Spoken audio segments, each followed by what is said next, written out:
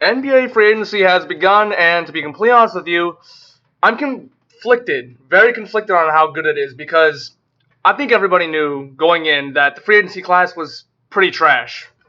Jalen Brunson, when Jalen Brunson going to the Knicks is your biggest signing of the year, at least as of July 2nd, 2022, it's pretty obvious that it's not a very good free agency class. The thing that's been carrying it though is the trades. There is two that have happened that we're going to be talking about today, and a third one that is brewing with Kyrie Irving to LA, and I think it's going to happen because I just saw a little while ago reports of them offering a package with Westbrook, and I believe they also wanted. I know Westbrook was in the deal, and they wanted they wanted Seth Curry back, and that's kind of one of the things that's holding that trade back right now. It's probably going to have to be a three-team trade in order to go through, but you never know. Cap space doesn't even exist in the NBA nowadays. It's crazy. It doesn't exist in any sports for that matter. Well, it exists, but it's not as present as many people may think it is. But with that being said, we do have two trades here to talk about, and the first one is with Dejounte Murray, and I'm a Spurs fan. This is my first basketball video, so none of you will know that, but I am a Spurs fan, and when I saw this, I did not know how to react when I first saw it. I was actually very upset. I was very upset because he's our all-star point guard, and he's 26. He's not very old, so we could build around him. A guy like that. He was the leader of the team, and just came off his best season, and has progressively gotten. And just minus that, he's gotten better every single season he has played. So that's a good sign. And we traded him away, and he didn't even want to leave. I'd understand if it was like Kevin Durant with the Nets right now, where he requested a trade, and they give it to him. But now that a couple days have passed, that I've had more time to really think about it, and especially looking at the Rudy Gobert trade, which we'll talk about in a little bit, I'm a lot more happy with it. Did I want Dejounte Murray to leave? Absolutely not. I wish we could have kept him. But I do like the package that we returned. As you can see right here, we got 4 first-round picks and a pick swap, as well as Danilo Gallinari, but we let him go. He's going over to Boston. I don't really care that much. I like Danilo Gallinari, but this isn't the same one from LA or OKC or anything like that, so we're not really getting much with him anyways. And besides, we want our young guys to play with. It was Jeremy Sohan, Blake Wesley, and Malachi Branham. So having someone like him on the roster just doesn't make sense. After watching I also watched a lot of other people do their takes on this, and I think the thing that really won me over was the fact that Dejounte Murray is definitely not good enough to, at least at this point in time, we have not seen him good enough to make you a playoff team. But he's also at the same time good enough to keep you out of the bottom 5 and getting a good lottery pick, because we made the play-in tournament this year, and he played really bad in the play-in tournament, that being said, but he was coming off I believe it was a sickness or something like that, and he lost like 5 pounds. It was pretty bad. And that's not going to get you a very good pick, because I think we had the 9th odds, and we got the 9th overall pick with that. Whereas if we didn't have him, we probably would have been like bottom 4, bottom 5. And it's a lot harder to rebuild when you're constantly getting 9th overall picks, 10th overall picks, 11th overall picks, or just anything at the end of the lottery instead of at the beginning of the lottery, not the end of the lottery. So looking at that from that perspective, I do understand, and I think that's I'm coming to accept, is a reason that we needed to trade him, because he was too good. He was too good for our own good, because we would have constantly kept getting the same 9th overall pick, 10th overall pick, 11th overall picks every single year. And, of course, there's the argument, just hit on all your draft picks. Well, it's a lot harder to do that when you don't have the first overall pick and you can't get your Chet Holmgrens and your Paolo Bancheros and Jabari Smith Jr.'s and things like that. So, not that I'm dissatisfied with Jeremy Sohan. To be honest with you, I did want Jalen Duren, really badly. I wanted him so badly. We needed a center. Jakob Poeltl he's good, but Jalen Duren is a much better player to me, and I think he's going to have a really good future over there, and I think it's Detroit. But at the same time, I don't know what they're really going to do with Isaiah Stewart as well, but that's for another video. I'll discuss the draft. But looking at the actual picks, we have Charlotte's 2023 pick from Charlotte, which is protected. I don't know the protection on that. But if it's from Charlotte, it's probably going to be not a good pick. If it's protected, I'm going to guess lottery protected at the worst. And even still, I think New York and Charlotte both have chances to make the playoffs next year. With the Knicks getting Jalen Brunson is obviously really good for them. They did have to give up a lot, though, and they gave away Nerlens Noel, so maybe they won't make it. but I do think it's possible for them to make it. I don't even think they made the playing tournament, but that's neither here nor there. And I don't know if it's Charlotte's pick. I don't know if it's New York's pick or Charlotte's. If it's Charlotte's pick, it's definitely going to be a playoff pick, and it's not going to be good. But regardless, I'm not too excited about that pick. If it's a good lottery pick, that's great, but I don't think so. And then we get their 2025 pick and the 2027 pick. And I'm actually really happy about that. That it's 5 years from now. They're both very young players, so the Hawks could also be they're probably most likely going to be really good in like 5 years. So that is a little bit worrying, but at the same time, Dejounte is, I believe, on a 2-year deal, so he could be leaving for all we know, and we'd be getting maybe a good pick because without Dejounte Murray, maybe they start to tank a little bit, or maybe it just won't work. And then we got a 2026 pick swap, which I'm going to assume we get the better pick. I hope so. But I think the main thing I want to talk about here, too, besides all of the actual value, because I think the value that we got for Dejounte was really good. Danilo Gallinari was whatever. We didn't really want him. The whole point was just to dump Cap, so it's okay. It was mainly the picks that was the enticing thing. Is the fit of Dejounte Murray and Trae Young, though. How well will they fit? I think they can probably figure it out, but it won't be easy. Dejounte, they're both point guards, obviously, and both ball-dominant guards. Dejounte Murray last year was definitely the ball. His usage rate went up a lot higher. I think it's like 5 or 6% less than Trae Young, but it was definitely a lot higher than his previous years because DeMar DeRozan wasn't there. And they're both ball-dominant guards, so how are you going to make that work? We've seen that work. We've seen it with so many players like Westbrook and KD, this year LeBron and Westbrook. Ball-dominant guards or ball-dominant players just don't really work out that much. They can't lead. They can only get you so far. But I think in this case is a little different because Trae Young is awful as a defender. I think we can all agree on that. He's so bad. Like he's small. He doesn't put enough effort in. Dejounte is the complete opposite of that. He's 6'4", has good wingspan, and plays good defense, and led the league in steals last year. Always made an all-defensive team before, so that's good because you'd allow a player like Trae Young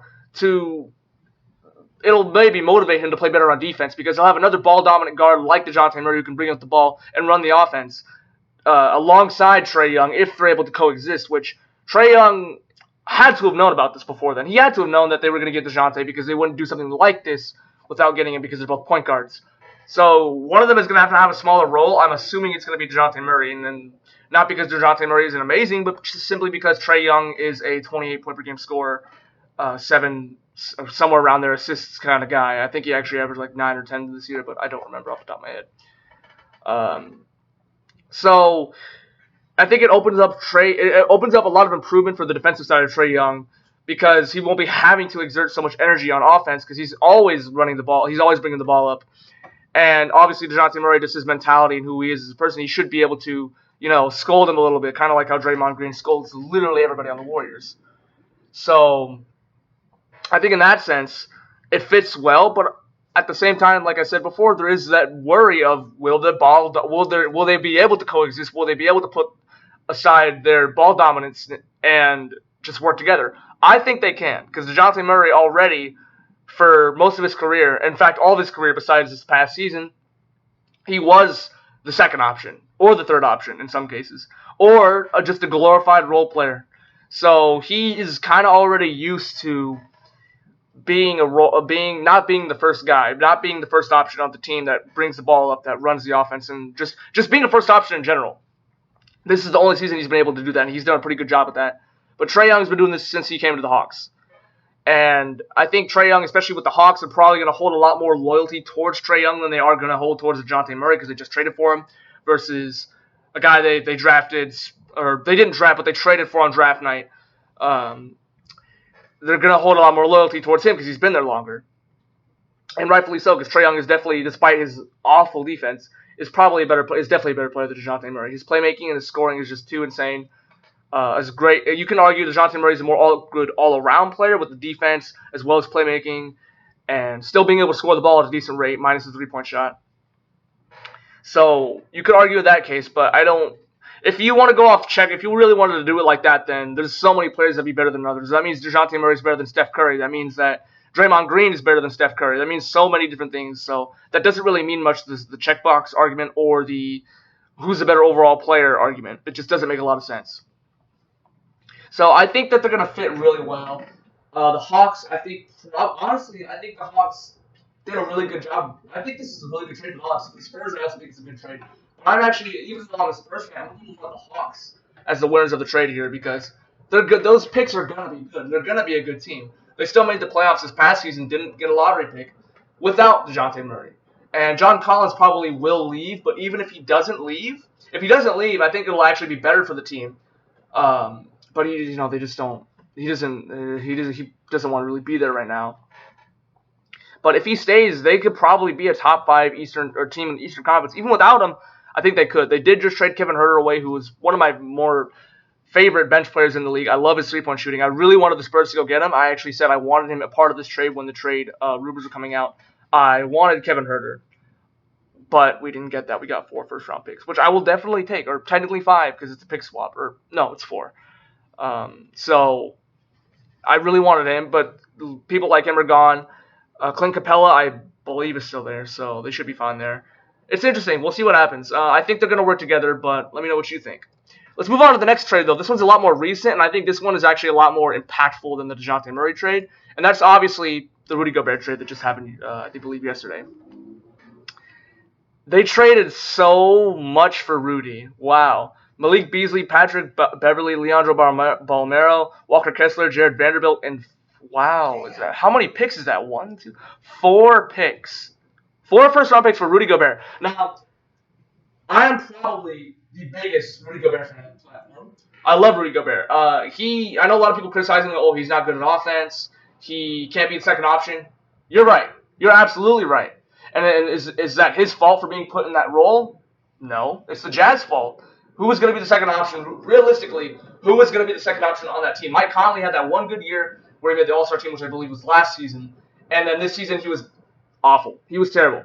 He was not nearly as good as he was last year. He was a lot like his first year in Utah where he wasn't very good. So he had to be the second option, and that's why he's made an All-Star, because he's so good at defense. He's a generational defensive talent who's had 3 Defensive Player of the Years now. And the Timberwolves but the problem, though, is that the Timberwolves gave up so much to get him. Malik Beasley was a 20-point-per-game scorer in his last full healthy season. Patrick Beverly, decent player. Leandro Balmero, as you can see, I can't pronounce his name correctly, so I don't know who that is. Can't say much about him. Walker Kessler was a first rounder in this year's draft. Jared Vanderbilt, loved Jared Vanderbilt, also plays great defense and had a very good year last year.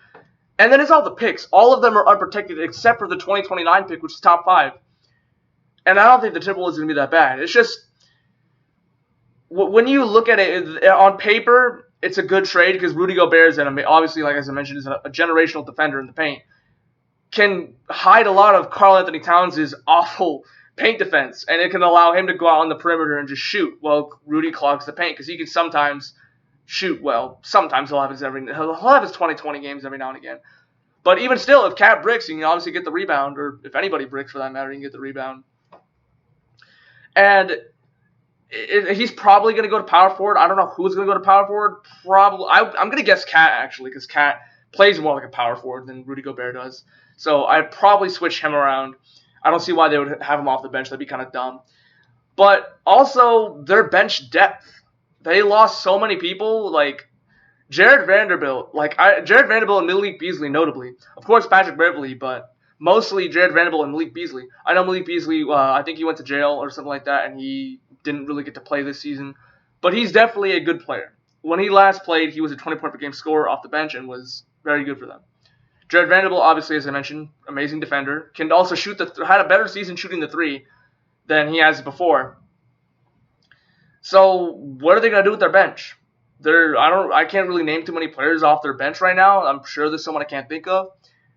I think the main thing to come out of this is if Anthony Edwards can go to superstar, because they're going to need him. They're going to need a lot more from him. Even he had a good season. Don't get me wrong. He had a much better season than he did in his rookie season. He is evolving, and he's what, 21 going in or 20, going to be 21, I believe. And he's getting progressively better. So I think it's determining on how big of a jump he's going to take this upcoming season, because if he can become a superstar, then You have amazing. Then look at your starting five. You got D'Angelo Russell, who could get traded. Honestly, he didn't have the best season, but he wasn't. He's still a decent point guard. You have D'Angelo Russell. You got Anthony Edwards. I don't know who the small forward is off the top of my head. Sorry about that. You got potentially Rudy Gobert at the power forward, or Karl-Anthony Towns at the power forward, and then Gobert at the center. That is a really good starting five. It's just how far will that be able to take them is the main question here. Is how far that Gobert getting there will be able to take them, because their defense definitely was really bad in the paint, and that was the main reason that they struggled against the Grizzlies. John Morant was cooking them. He like it was bad. But how badly did they need that to sacrifice their bench? I don't think they needed it that badly to give up the price that they paid.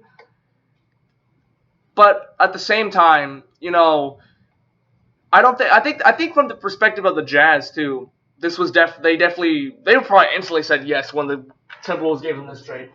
But the Timberwolves probably even thought about it. I think the Timberwolves even thought about it themselves, because like this trade had been circulating for like a day or two, somewhere around there, and of course we all knew that Rudy Gobert or Donovan Mitchell was going to get traded. Donovan Mitchell could still get traded. There's so many players who can still get traded right now. You got John Collins on the market still, DeAndre Ayton, so many players that can still get traded, and when they do, we'll have another video for that. But I think the Timberwolves just they really want to contend really badly, and I don't think they need to. I don't think they need to yet. They should have taken it a lot slower. They gave up basically their entire future. I love Rudy Gobert. I love him, but he's already I don't know how old he is, but I think he's about to be 30, or maybe he's already 30. And they're paying him so much money that takes away all and any hope they had of signing anybody in free agency. What is it, like a 5-year, 4-year, $200 million deal? Like, that's insane. He's amazing, but that's not good enough to justify a $200 million contract for Rudy Gobert. He's more of like that $140, $50 million range, somewhere around there. Not $200 million. That's way too much. So, on the Jazz side, though, going on the flip side, I think they got an amazing return here, because even though the picks may not be great, they have it spaced out across a long period of time. They have a pick next year, they have a pick in 2025, 2027, and in 2029. Rudy Gobert, as I mentioned, is not that young. He's pretty old, actually, in terms of his prime. His prime is going to be a couple more years, and then he's going to start regressing unless he turns into LeBron and decides, no, I'm not doing that, which I don't think is going to happen, because it's a lot harder for centers to do that. So, regardless of if they're good for the next couple of years, it doesn't matter if they're good in 2024. They're not getting that pick. What matters is 2025 and 2027, and by that point, Gobert will be a lot older, and he'll be a lot more regressed, and granted, Anthony Edwards will probably be better, and so will Cat. So that could negate Rudy Gobert being worse in a couple of years, but you never know. Maybe they'll all just stay the same as they are right now. I think the Jazz did an amazing job. Walker Kessler, great player. Good first round for them. Jared Vanderbilt, obviously, I've just talked about so much already in this discussion. Great player. Patrick Beverley, Malik Beasley, both great players. I think they fit the team very well. They really surrounded Donovan Mitchell with some defense. They got him some defensive help. I don't think they're still going to be worse from the defensive end, though, because they lost Rudy Gobert. He kind of was the only defense on the team. So they get more quantity, but the quality is worse. So however you want to look at it there. Very interesting. I was so surprised when I saw this come out. I could not believe that they traded this much for Rudy Gobert. I love Rudy. I love him so much, but he's not worth that price tag. No. This is like, imagine how much, thinking on the other end too, how much this has ruined the trade market. You know what the Nets were asking for Kevin Durant? They were asking for what? 2 All-Stars and some picks. They just saw Rudy Gobert, a top 30 player, get traded for this much. I would not be surprised I honestly am not joking when I say I would not be surprised if the Nets actually got like 8 first-round picks for Kevin Durant. Because obviously Kevin Durant is Kevin Durant. Rudy Gobert is Rudy Gobert. There's a clear gap there. So this just completely ruined the market. They're gonna it depends on who they get traded with, because I believe the Heat and the Suns are his number 1 picks right now. The Suns, I guarantee both teams will not have a problem giving up that many picks, but obviously they have to make up for the cap space too, because Although I did say cap space doesn't exist, it does exist to an extent. It's really complicated. I don't want to get into it. It's so weird, especially when you look at other sports like the NFL, like how certain teams, looking at the Rams, sign literally every big name free agent. Doesn't make sense. Same thing with the NBA. Cap space, cap salary, doesn't make sense. So I think that's also another big thing to look at here, because 5 first-round picks. That is absolutely insane. For a 28, 29, maybe 30, I don't remember. I think he's 30. I'm going to go with 30. 30-year-old center. Granted, 3-time All-Star. 3-time Defensive Player of the Year. Great player. But 5 first-round picks for someone that old. Like if he was 24, 25, or somewhere around there, you could maybe justify that. You could actually justify the amount of picks they gave up. But they did not need him that badly. They really did not need him this badly to the point where they gave up their entire future. I can't imagine how Walker Kessler must feel about this. He gets drafted to the Timberwolves. Is like, yeah, let's get ready to work. Nope, you're off to Utah, buddy. Well, that being said, that is all we have for the video today. There are other trades like the Kyrie Irving trade I just talked about earlier in the video, speculating on the rise. Probably going to happen. I hope it happens because I'm a big LeBron fan. He's probably like my favorite player, even though I'm a Spurs fan. One of my favorite players. So I really hope Kyrie goes there because I hate all the slander right now. But it's well deserved. The Lakers were terrible. It is well deserved, but I hate it at the same time. But yeah, I'm gonna sign off here. Y'all let me know what you think down in the comments below about these trades and free agency in general. I will be doing a video on that, but at the moment, free agency is kind of lame. It's not fun right now. I'm not having any fun looking at all the signings. Basically, everybody is saying with their team. It's so annoying. I want people to switch. Like, I praise, we praise these players for staying with their teams forever, and then yet we complain at the same time when no one switches. That it's just ironic there. We complain about Damian Lillard. We say, oh yeah, Damian Lillard's so loyal. Yeah, we love Damian Lillard, and then we want him to leave the team. That's how I'm feeling right now. I want everybody to leave their teams. We just have Jalen Brunson leaving to the Knicks, which we literally already knew that was going to happen like forever ago. But yeah, I'm going to sign off. I'll see you guys in the next one. Goodbye.